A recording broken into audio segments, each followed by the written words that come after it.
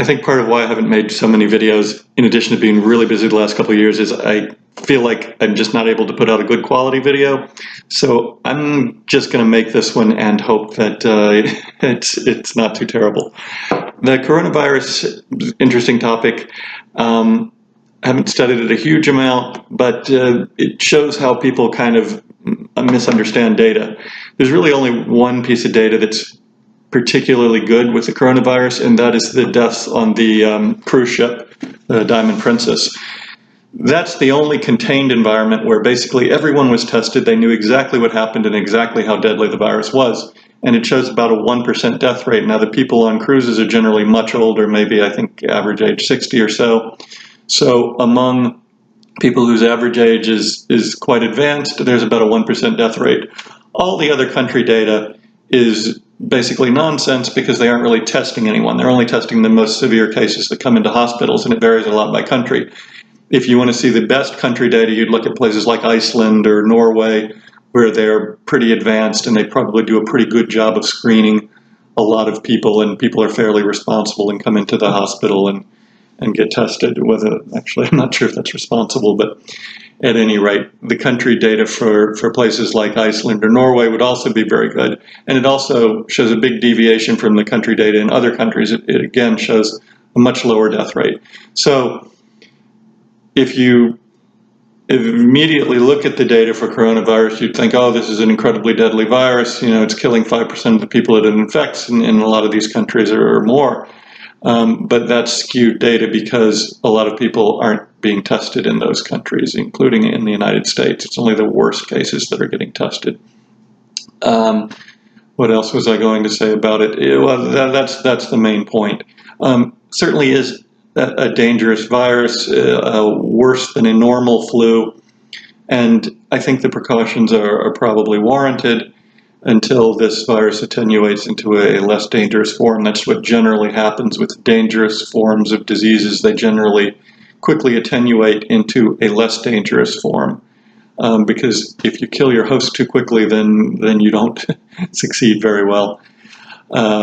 And so hopefully before long, and in fact, maybe even now, this virus is changing into a less dangerous form. In fact, even on the cruise ship, I think, hearing this secondhand, but I think it was like half of the people that tested positive didn't even have any symptoms. So it's not as if, in general, this is as dangerous a virus as you would think looking at the data, although certainly more dangerous than a normal flu.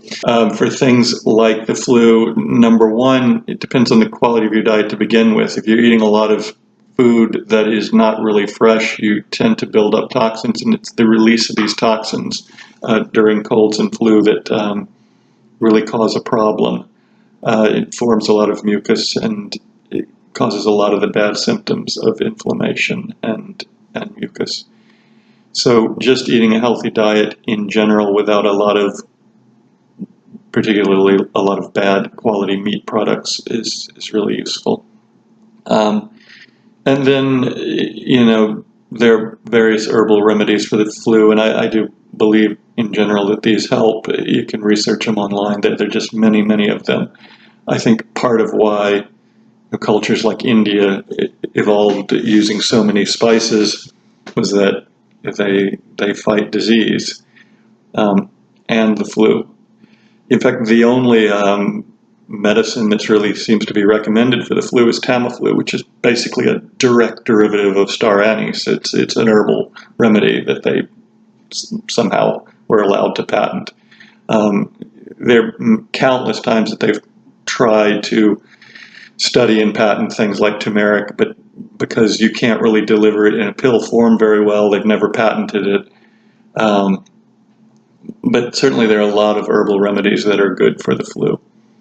And the other thing that I've noticed over the years is just whenever you have some type of virus like this, drinking a lot of water with lemon juice in it, fresh lemon juice, and then just taking a hot shower or being in the heat to some degree and sweating and then resting really helps a lot overcome a lot of different diseases. Just drink a lot of lemon juice and water, take a very hot shower, sweat, and then just lie in bed and kind of sweat a little bit. Rest, of course. And another thing that you notice is being in the sun really helps for a lot of viral diseases. I know that sounds a little bit crazy, but try it. It tends to work, I believe. And people have always done these types of things and been aware of these types of cures. It's just that they can't be patented, so they're not really talked about. And again, this just shows the importance of a healthy diet. It's, people are going to certainly do better if they don't have secondary complications like diabetes or smoking or any of the other things that are really what pushes people over the edge to having a severe reaction to any flu, and particularly to this flu. There'll always be a lot of fear-mongering, and in this case, again, I think it is warranted that people are very careful. The reason that the Spanish flu in 1918 was so devastating was that no one talked about it. It was censored in most countries because of World War I, and so it was able to spread very quickly a particularly virulent form. So I do think it's warranted that people are very careful. It does appear to be a much more dangerous form of the flu than normal, and therefore it's warranted that people are careful until this eventually, hopefully, attenuates into a less deadly form. So again, although I'm not an expert on this, it seems like it's being handled in a reasonable way, surprisingly, other than the fact that the banking industry was able to print itself another $1 trillion or so worth of free money, which they're going to lend to all the rest of us at interest, and which will inflate away the value of our retirements and savings. Well, as promised, that was a pretty bad video. Sorry, I will eventually take this down, but I thought it was a timely topic, and it's been so long since I did anything. Just wanted to let people know that I'm still around and do have a few ideas for videos that are really interesting to me that'll hopefully be better than this one. I guess the last thing I wanted to say about coronavirus is that it's a common reminder of our mortality. People are so afraid of this, but rather than being driven by fear, if we can think, what is it that makes us fear death so much? And I think a lot of this fear of death comes from never having fully lived.